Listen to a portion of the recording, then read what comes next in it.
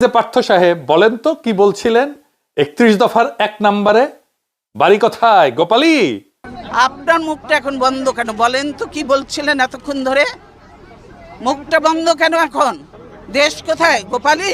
আর NCP যে আমাদের দল, আমাদের হিরোরা যারা যুদ্ধ করেছেন, যারা এখানে আছেন, তাদেরকে বলে দিই, আপনারা জেনজি কে রিপ্রেজেন্ট করেন, জামাত জেনারেশন হয়ে যান না।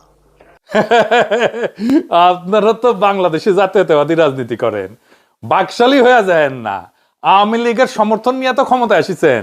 দেখেন নভেল কি কয়, সেও আপনাদের দাবরানির মধ্যে রাখে। দেখেন, আওয়ামী লীগকে স্পেস দিতে হবে, বৈধতা দিতে হবে, রাজবন্দীদেরকে মুক্তি দিতে হবে। আমাদের দাবি তিনটাই। আমরা আপনাদের পদত্যাগের কথা বলছি না।